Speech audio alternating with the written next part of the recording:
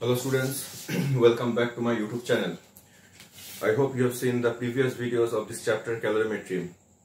If you haven't, go and watch those videos. So today we are going to discuss the next topic. Our next topic will be boiling point and boiling. Last lecture was about melting point and melting, and we have learned few of the concepts about that. So today we have to study about the boiling point. Now, before the boiling point, two definitions that we have to know, and I hope you knew this thing from your class 6 onwards. Vaporization and condensation. I think you know these two definitions from class 6 onwards.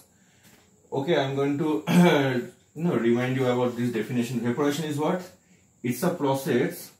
It's a process of what? Of conversion of liquid to vapor by absorption of heat at a constant temperature. So vaporization, it is a process. In this process, what happens? A liquid happens to convert to vapor, and liquid can only convert to vapor by the absorption of heat. So by absorption of heat, liquid converts to vapor. But the most important point from our aspect is what? Is that this process only takes place at a constant temperature, which I already told you in the previous classes.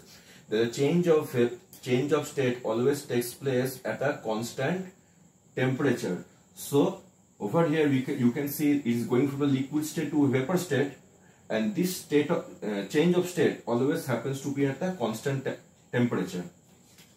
Now condensation is just the opposite of vaporization.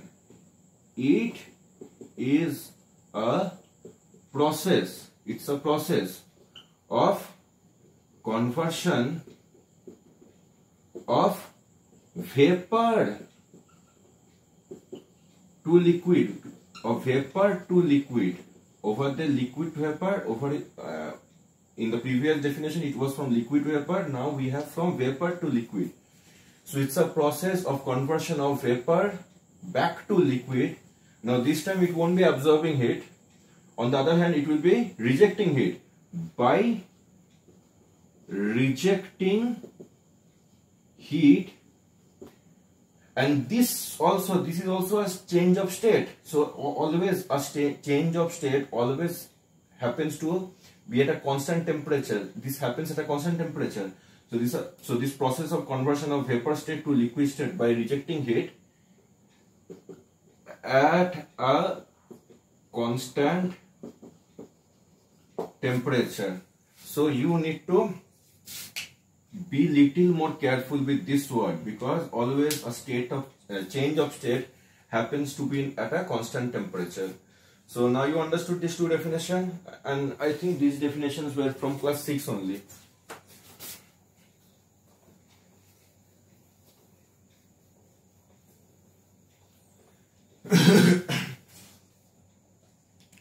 Now for a pure liquid, if I take pure liquid like pure water, okay, no impurities, not tap water, pure water means distilled water. So for a pure liquid, the boiling point is equal to condensation point. Means if water changes to vapor at 100 degree, then the vapor will also change back to water at same 100 degree. So boiling point is equal to condensation point. And the second thing, amount of heat absorbed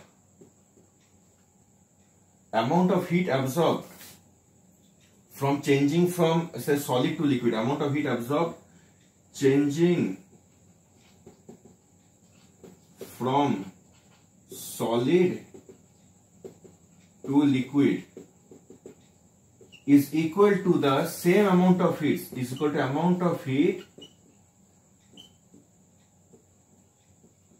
rejected from liquid to solid. Okay, these 2 points you have to know. I will explain these 2 points by an example. Suppose I take a ice. And I take the mass of ice as say 100 gram. So I take ice of 100 gram. Now this 100 gram of ice will change to what? To water of same 100 gram. Mass remains same. Okay, let's okay, I think you can understand. So 100 gram of ice changes to 100 gram of water, and this process is called as boiling. This process is called as boiling, and this change, sorry, this process is called as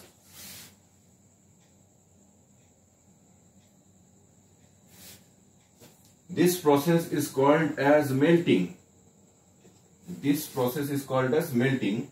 An amount of heat absorbed due from ice to water, suppose say 100 say plus 500 joule. So ice, 100 gram of ice changes to 100 gram of water, and this process is called melting. An amount of heat that the ice absorbs is 500 joule. Now think that the same water converts back to ice. And this is called as what? Freezing. This is called as freezing.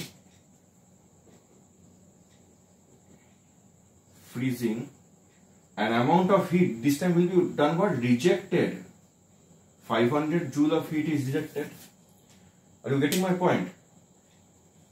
So you can see amount of heat which is getting absorbed is the amount of heat getting rejected. Now if I have to explain for this definition, now I have water. I will take water on this side, and I will take the water to be of 20 gram. And if I heat the water of this water of 20 gram, then what happens? Water changes to steam. Water changes to steam, and the mass of the steam will be also 20 gram. Remain. See, try to understand. Mass never changes. Mass is a constant quantity that we have learned in class 7 only. Mass will never change, but water of 20 gram changes to steam of 20 gram, and this process is called as boiling. Okay, boiling. And at what temperature this water changes to steam? That is at 100 degrees centigrade, and this 100 degrees centigrade is called as what? Is called as boiling point.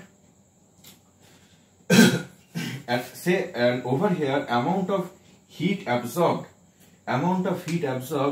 for water of 20 gram to change into steam of 20 gram, some heat will be absorbed by the water, and say amount of heat absorbed is plus 500 joule.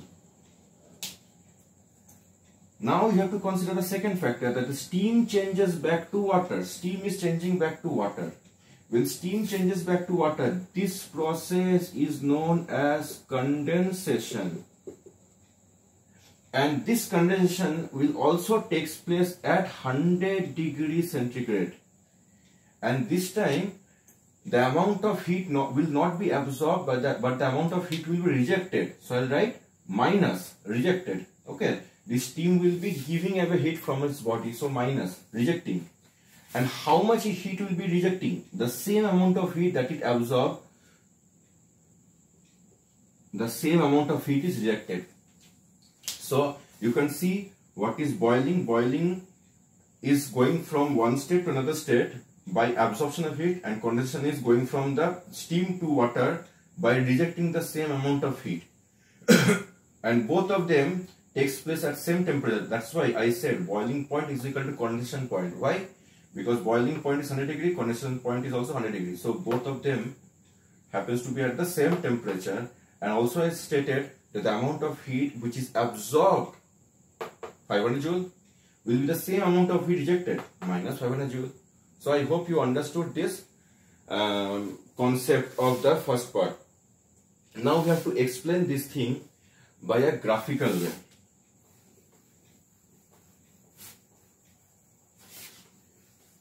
How to now to explain this thing, first we consider a certain amount of water, certain mass of water at room temperature. So take a certain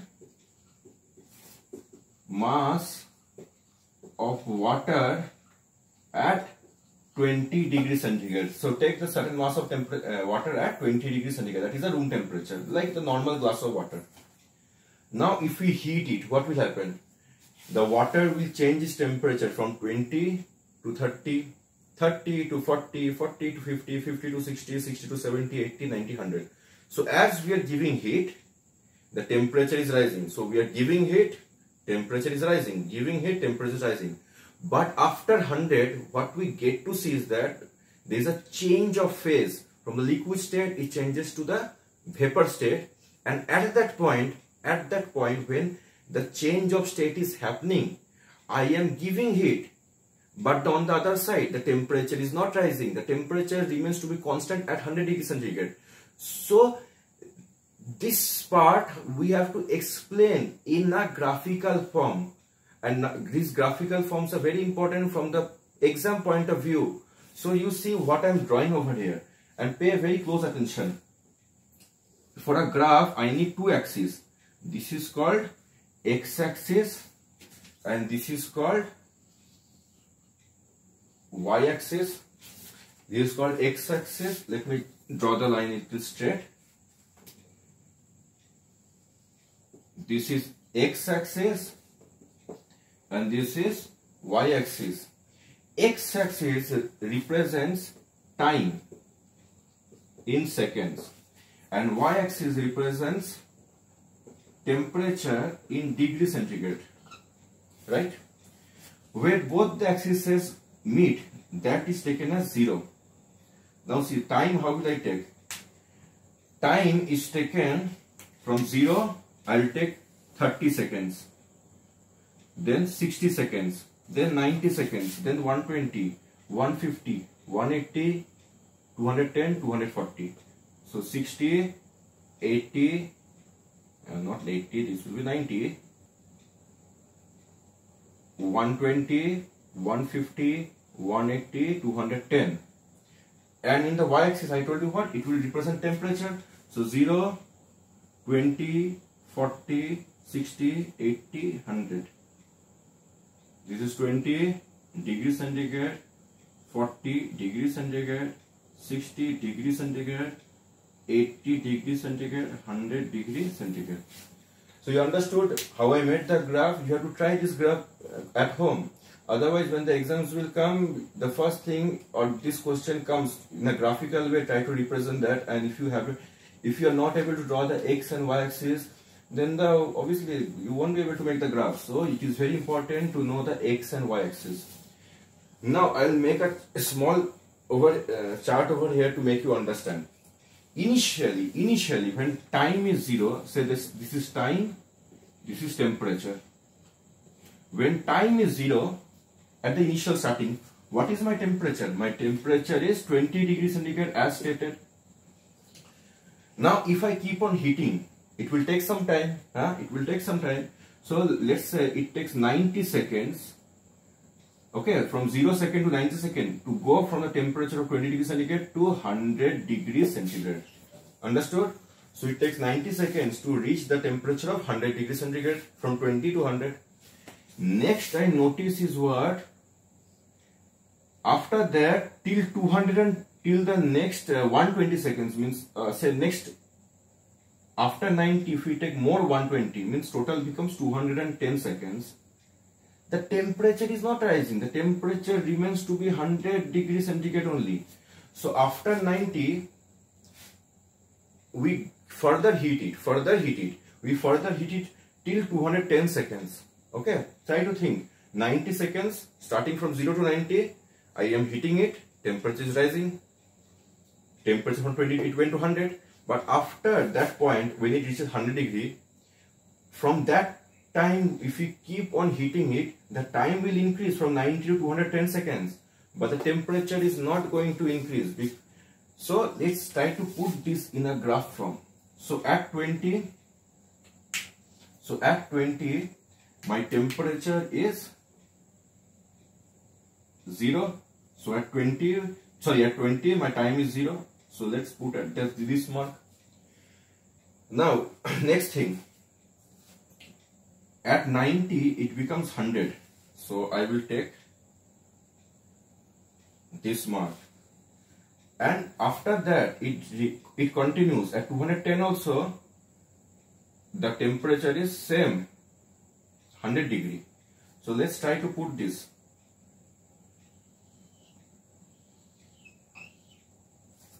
So the graph comes something around like this. The graph comes something like this.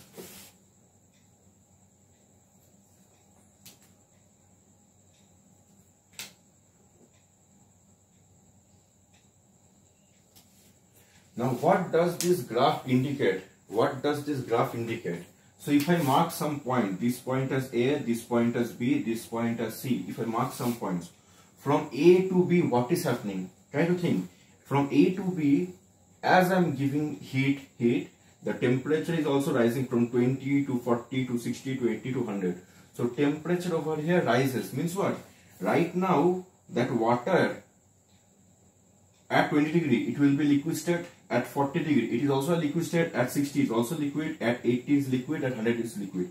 So the water is in the liquid state from A to B. So this at this over here, it will be in the liquid state. As it reaches this point B, then the temperature becomes 100 degree. After this, what happens? If I keep on heating it, the water will change into vapor state. So from B to C, what is happening? Water is changing to the vapor state. Means what? What process? It is the process is called as boiling, because we know water to vapor, that is called boiling. So over here, boiling is taking place from B to C. So this thing has to be represented. So a question sometimes comes like this also. The graph is given to you in the exam, and they ask you why there is a straight line from B to C. Why the line from B to C is not increasing? Why it is straight line? The answer will what? The answer is from B to C, a change of state is happening. That is called boiling. And we know during the change of state, there is no temperature increase. Temperature remains constant as the change of state happening. So during boiling,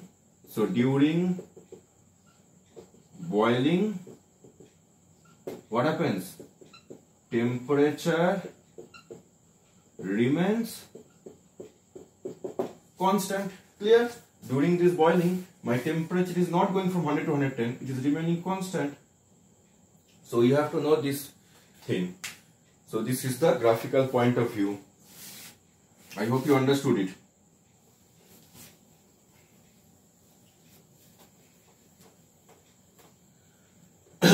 Now we have to know the next point, the effect of pressure on the boiling point. Next point, effect of pressure on boiling point. Okay, like if your mother is cooking, making a tea, so she has to boil the water. That time when she boils the water, the boiling takes place at what pressure? At normal atmospheric pressure. So at normal atmospheric pressure, when normal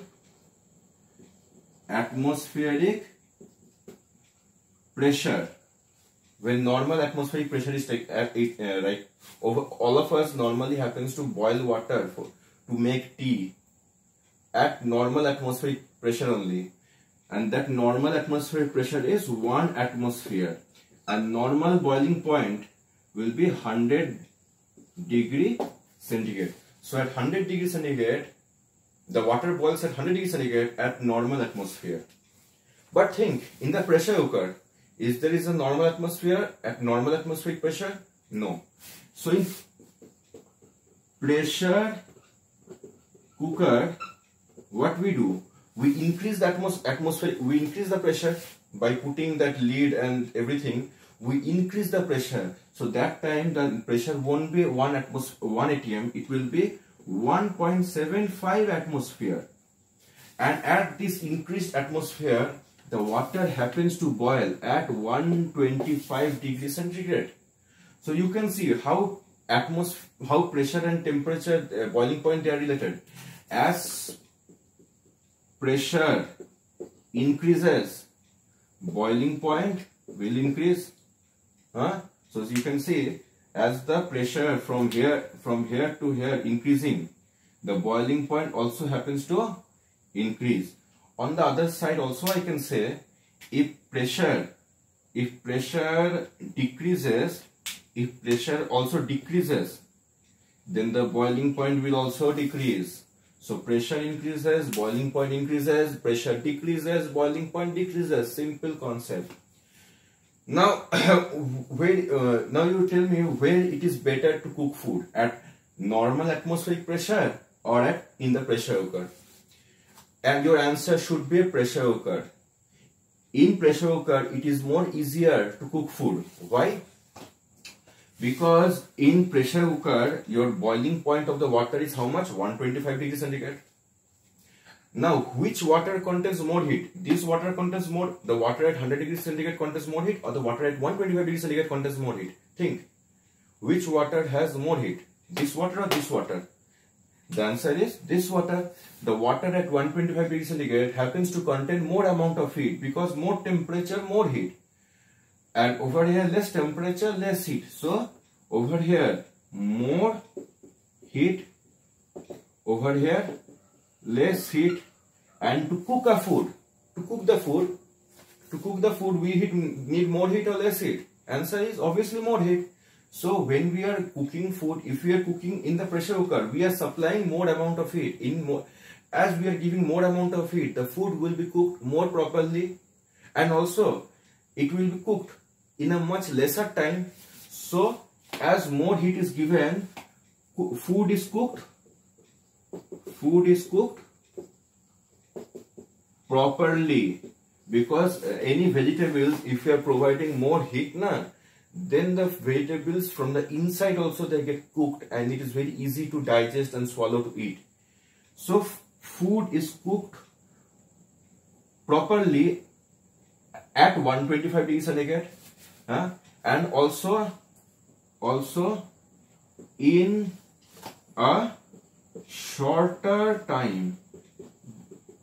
बहुत जल्दी में, like if you have to cook your rice, normally it will take 40 minutes, and if you cook the same amount of rice in pressure cooker, it will hardly take from 15 to 20 minutes, hardly half of the time. So food is cooked more properly and also in a shorter interval of time. So pressure cooker is a better option. Last thing about this.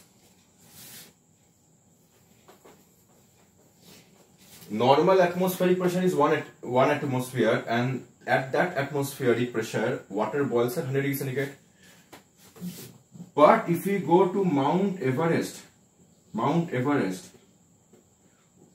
what happens to the atmospheric pressure? The atmospheric pressure increases or decreases? Think. If we go to the Mount Everest, the less amount of what happens? The amount of atmosphere that is above you is less. In the normal plains, you have more atmosphere. In the Mount Everest, you have less atmosphere. So if there is less atmosphere, there will be also less atmospheric pressure. So in the Mount Everest, the atmospheric pressure decreases. So if it is 1 atmosphere in the normal plains, over there it might be half a atmosphere. Okay, half. And when the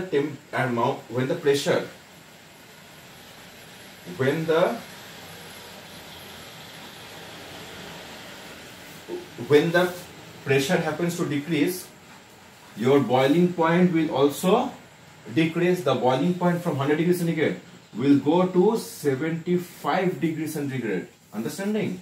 As your pressure decreases, boiling point also decreases. Now tell me, if you are cooking food at the top of Mount Everest, your water is getting boiled only at 75 degrees centigrade. So water boils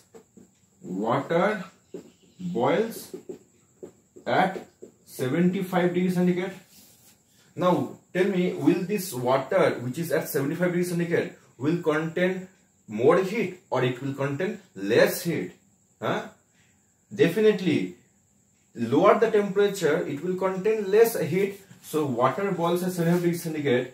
So therefore, the water has less heat. And if the water has less heat, will the food, the vegetables or the rice will get cooked properly? No, because the vegetables, the food, it is getting less amount of heat. If it is getting less amount of heat, obviously it will not get cooked properly. It will get half cooked. It will get cooked but half cooked, which won't be tasty to it, or it won't be like digested quite easily. So in the mountains, cooking of the food becomes a difficulty. To avoid that problem, what we do? We use pressure cooker. So if we use pressure cooker, then what happens? In the pressure cooker, we are adding externally, we are providing extra pressure. So in Mount Everest, it is half atmosphere. But if you use a pressure cooker, by providing extra pressure, the atmospheric pressure from half atm, it increases to 1 atm. And if the water pressure increases to 1 atm, then my boiling point will also increase to 100 degrees centigrade. And if the boiling point increases to 100 degrees centigrade, this water contains more heat. If it contains more heat, that will get cooked properly. Okay. So compared to this and this contains less heat and this contains more heat. If you compare this and between these two. So by using a pressure cooker, we give that external heat, external pressure, and with the external pressure, we get the extra boiling point that is required to cook our food.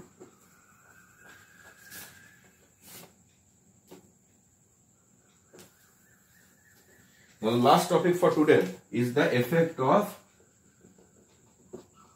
impurities on boiling point. If we take any impurity, suppose we take a normal water. This is a distilled water. This is a distilled water. Now distilled water boils at what temperature? It's a pure water. So it's a pure water that will definitely boil at 100 degrees centigrade. But if you add some salt to it, the water is added with some salt. Now we have what? Salt plus water. Salt plus water tells you what? This has an impurity. Now the water will not boil at 100 degrees. The water will boil at say 110 degrees centigrade. So by adding impurities, what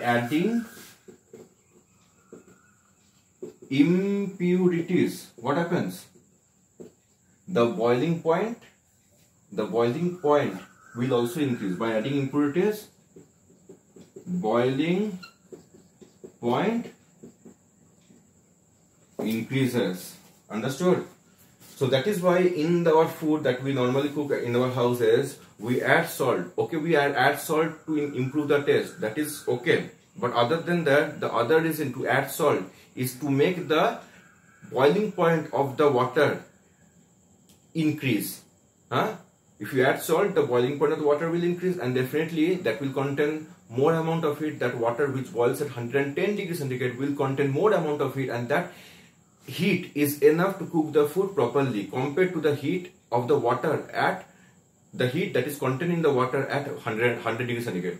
So we will prefer the water to boil at this temperature. This is much preferred. So this temperature to cook the food is much preferred compared to this. This is not preferred. This is more preferred because this water will contain more heat.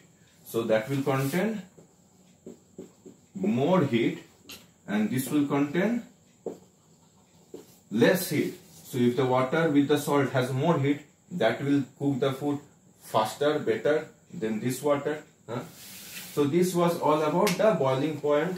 So I hope you understood this topic, which was a quite an easy topic. If you haven't understood, please go through the video once more. And hopefully if you happen to not to yet subscribe, please subscribe my channel. So take care, bye.